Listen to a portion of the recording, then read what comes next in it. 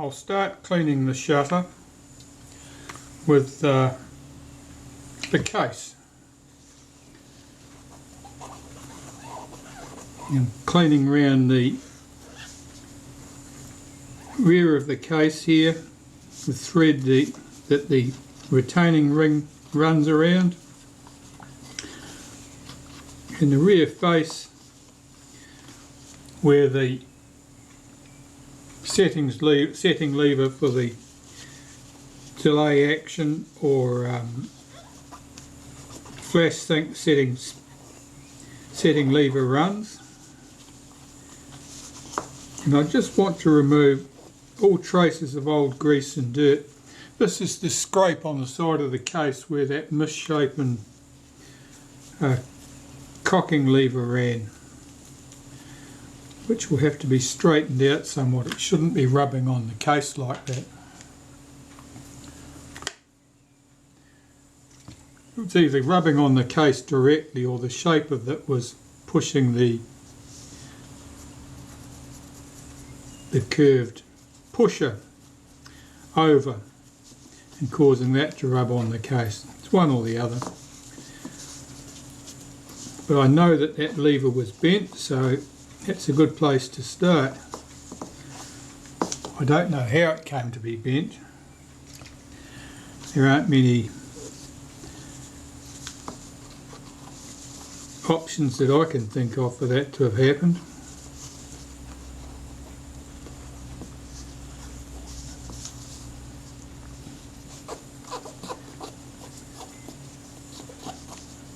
So on the inside of the case there's a little bit of grease and so forth here.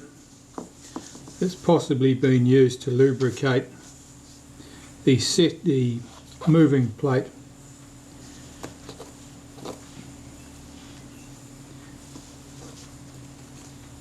If I lubricate that with anything, I would normally use graphite. You wouldn't want something on there that's going to get sticky with age or gather up dust. Right, that to one side. Where is the rest of this? Okay, well, here's the moving plate.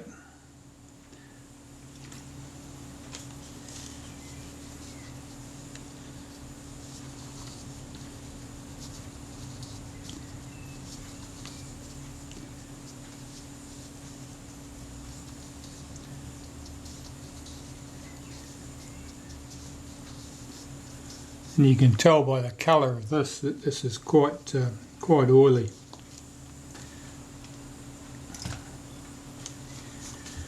It should of course be dry and clean.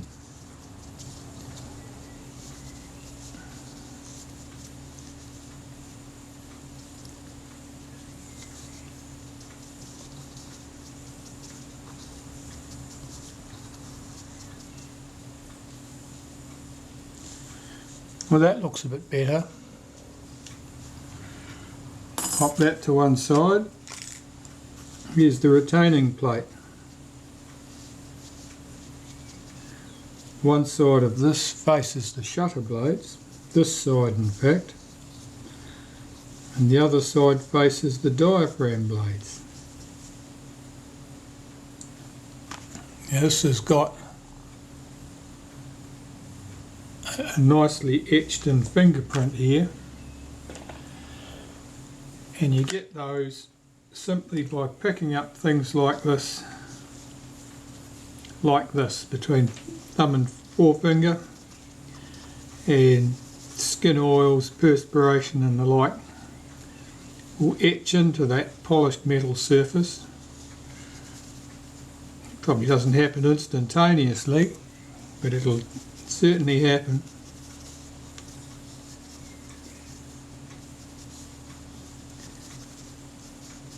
And it looks a bit ugly, but more importantly, in severe cases, that etching into the surface makes the surface rough, which means that the shutter blades in particular, because they're the ones that we need to move quickly without any resistance across the surface, may move slower as a result. or may not move smoothly.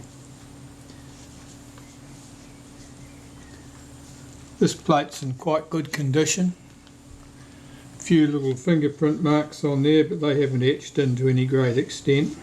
And this surface facing the diaphragm shows no marks at all. So there's that. And that brings me to the diaphragm blades.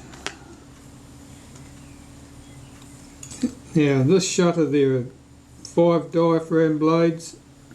On earlier shutters on Retina IIIc cameras there may be 10 diaphragm blades. Or it's 9 or 10, I can never remember which. Just finding the best pair of tweezers to hold this. Alright, so the diaphragm blades, as you can see, they're fairly long and skinny. That makes them a little bit vulnerable to damage. It's easy to get a bend across at this point when you're cleaning them, or indeed if they're just stuck with oil and they're forced. And then the blades don't lie flat. Well, if the blades don't lie flat, it means that there's unreasonable friction between the blades, and the diaphragm will be more difficult to set than it otherwise would do. With this type of shutter, which is a light value setting shutter, the aperture settings and the shutter speed settings are held together with a clip. If there's too much resistance on the diaphragm blades, you may end up with a problem where you move your shutter speed and the diaphragm setting doesn't move with it. Or you might be moving your shutter speed 2 stops in one direction, and you might find that your diaphragm blades have only moved 1 stop, and then the clip had disengaged because of the extra load caused by the sticky diaphragm blades. And that's not a problem if you're watching everything you do and you're aware of everything of all your settings at all times, but in the nature of photography, you'll be moving quickly one day to take a photo and you won't have had the chance to review things, and you'll end up with a photo that's overexposed or underexposed as a result. So here I'm just using cigarette lighter fluid, Naphtha, the same stuff you would put in your Ronson or your Zippo.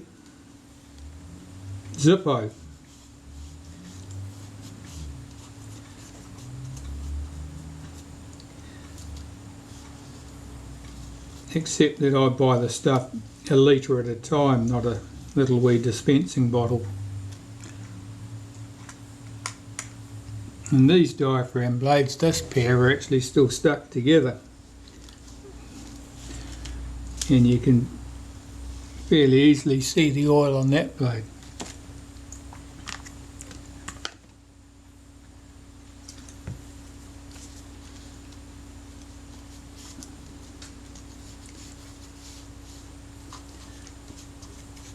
Where the blades are stuck together with oil, paradoxically, you see more wear on the surface of the blade than if they'd been free to move and dry.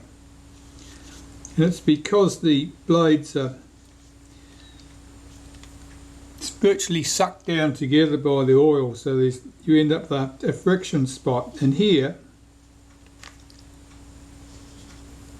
on this blade, you can see this light patch through here, and that's where the surface, that blackened surface, is rubbed through, or has been just from contact with the next blade.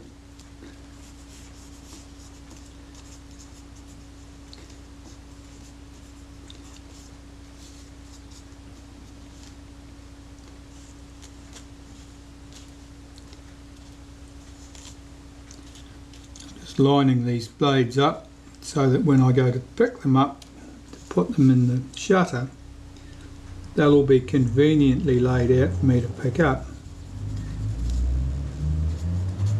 Leastways, that's the idea. Doesn't always mean I achieve that, because sometimes I find I put them all down neatly upside down and I've got to rotate them all before I pick them up anyway. Yeah, this blade here, that's quite heavily marked, and it's heavily marked where that oil was.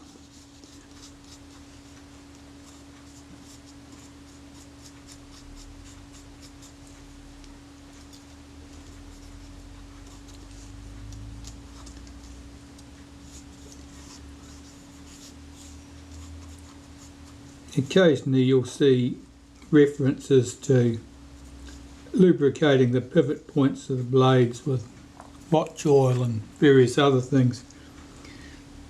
Well, that's really a waste of time. These are not rotating wheels, they're not spinning at a great speed, and any oil you put there is almost certainly going to migrate to the surface of the blade and cause problems. Well, that's those blades. I've got my 3 screws here that hold that retainer plate in place, and I'm just going to clean those at the same time. Normally there's not much value in doing this, but in an oily shutter sometimes you'll find that the screws are actually got quite a bit of oil trapped under them, and that will certainly transfer as soon as your back is turned to the shutter blades or the diaphragm blades, where it'll cause grief. Right, I'll show you how to assemble this. Here's my assembly jig, and as you can see, it's just 2 half-inch drive sockets, a 10mm and a 27mm in this case, and I've got a wooden peg that keeps them lined up, and that's just loose in there, so it's easily removed. So the retainer plate goes. There's a rivet on the retainer plate that should be pointing up. The 5 little divots, they should be pointing down. And then I can put the blades in place. Now, diaphragm blades are interleaved, they are not just plonked on top of each other like shutter blades. So as a result, when you're putting in the last few blades, you've got to pull back the first blade or 2 in order to expose the holes in the plate to allow you to get the new blades positioned.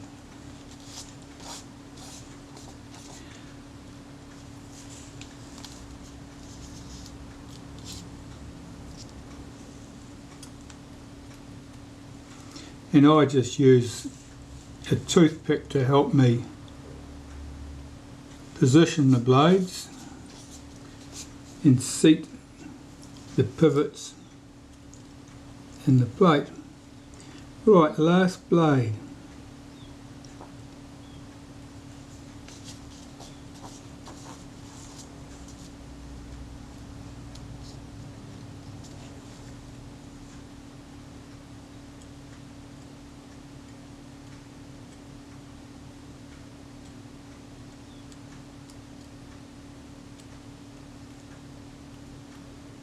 Yeah, these blades do not lie flat.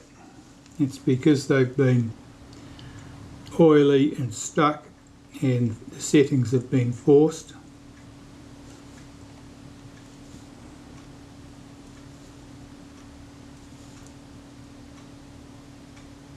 But they probably lie flat enough for my purposes.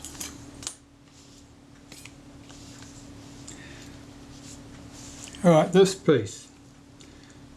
This only goes on one way. The rivet on it is here. The rivet on our plate here is at that position. And I know from experience that getting them in this relationship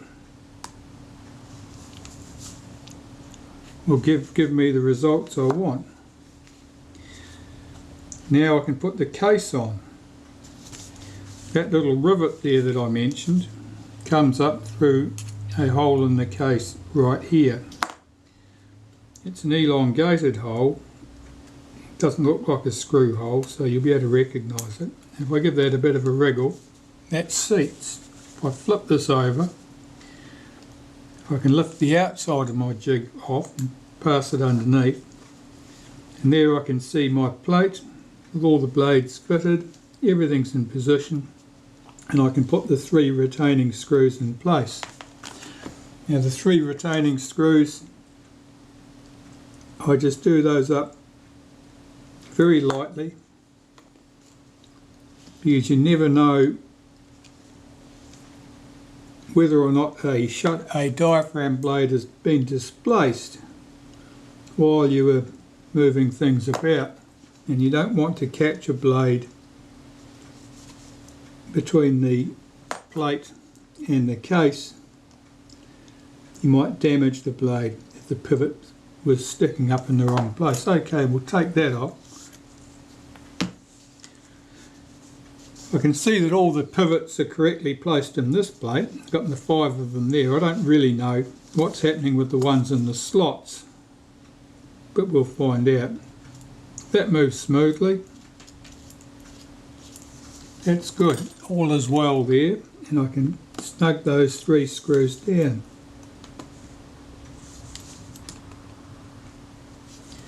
Don't go mad. They're only going in the thickness of that aluminium case, which is not very thick. They're quite a small fine thread. You can strip them out, and if they're stripped out, that would be a bother and a nuisance.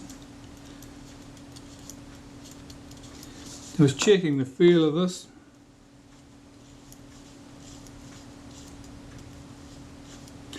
I judged that to move smoothly enough. I'm not doing anything with that. If it was stiff, I would, what I normally do is just put a squirt of graphite powder in around here, roll it around to settle it, work it backwards and forwards like this multiple times to get the graphite between working surfaces, and then very carefully blow it all out. You don't want any graphite powder loose floating around in the shutter, because it'll inevitably find its way onto the inside surface of your lens, where it's nice and shiny and sparkly, and you'll end up with reduced contrast.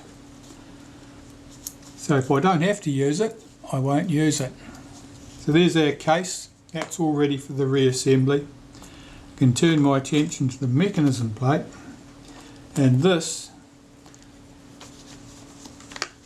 is very grey with presumably graphite powder, and to some extent graphite grease, I would think.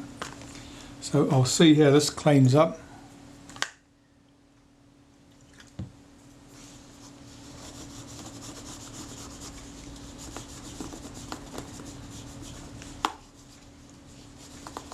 The graphite becomes embedded in the surface, and you'll find that, try as you might with the cleaning, often it won't come away. You're left with silvery patches on the metal from where the graphite was. That's okay. It's probably causing no harm. It's just a bit disconcerting. So I'm making sure that I get this surface all clean. With the mechanism plate stripped down like this, you could clean this in a dish of naphtha.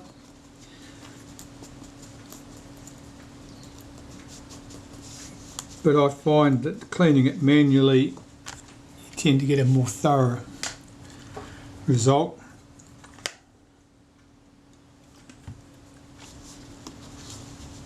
In the centre here, this is where the blade actuating ring would run, and that is held in place with the lens tube. This piece is the pallets for the flash sync timing. And all these levers are part and parcel of the mechanism for locking up the blade actuating ring for the self timer and flash sync and so forth, so things are released at the correct time.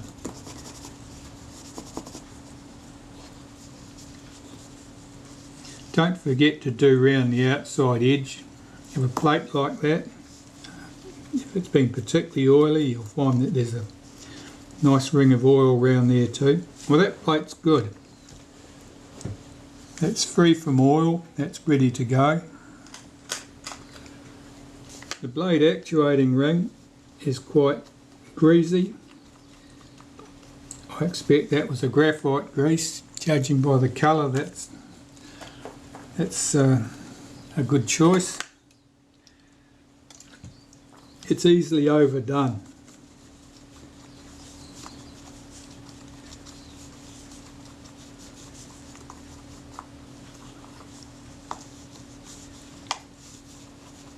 This grease will have gathered up dust over its life, and grease with dust and grit in it is a grinding compound. It's not a marvellous lubricant.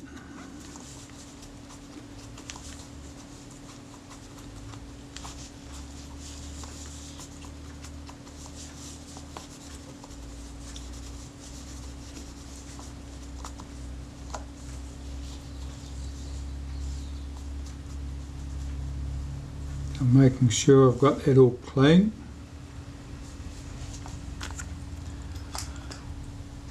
And the lens tube.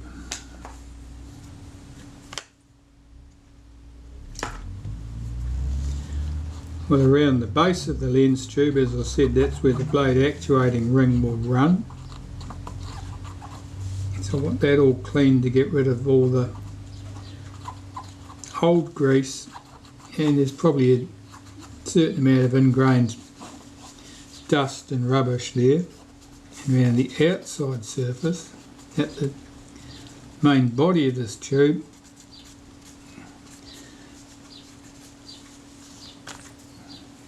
need to get all that clean too. On the inside surface, I just need that clean. None of this really sees the light, the lens comes right back into there.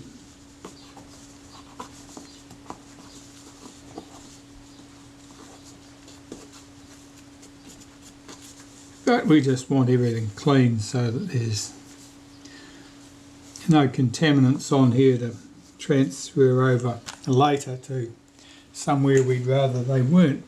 Alright, well that looks good. That's the bracket that holds the spring for the main cam, the drive cam. I'm just cleaning this lot with Naphtha just to make sure that everything is clean. Screws, you can usually just roll them around on the paper with your cotton bud soaked in Naphtha, and that'll remove anything that's on there that's likely to be of a nuisance to you. Well, that all looks good. Pop those over there. I've got to deal with my shutter blades. Turn that piece of paper over. Just using a piece out of the newspaper today, because ideally for displaying this I would have a nice dark background. I can't even separate these blades, they won't pull apart, they're that stuck with oil.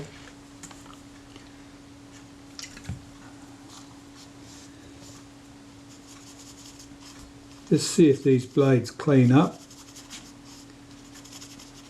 It certainly looks to me like there's a graphite powder over these blades. I'm looking at this and I've got light coming in from my right here from the window, and so I can judge by reflections how clean I've got that surface.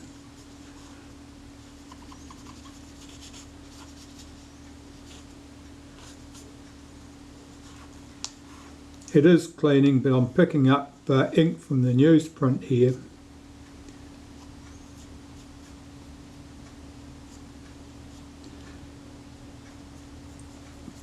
No, that's good.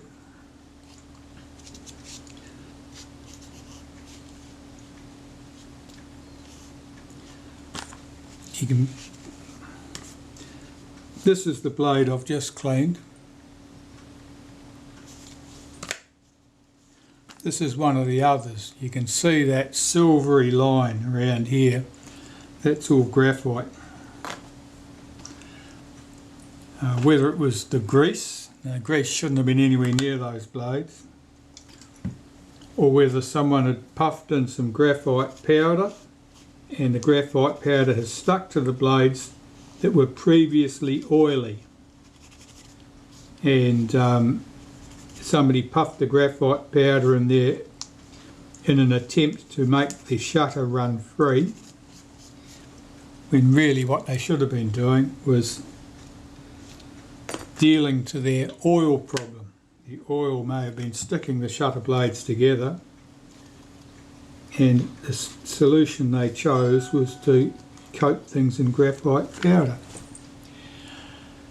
Okay, I'll carry on and do this in a second. I better go and deal to that phone message.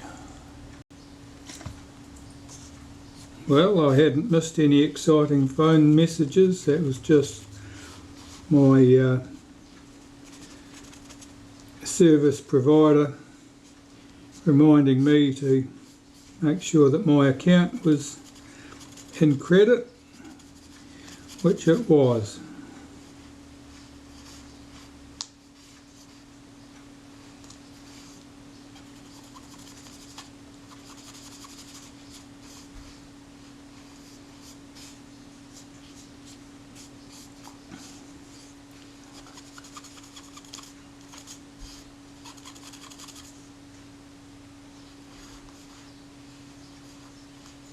Looking closely at the state of these blades, if they're seriously marked, I would polish them with some Brasso metal polish. Or if I felt any roughness on the surface of the blade as I was cleaning them, because if there's any roughness there, you'll feel it as you're cleaning the blades.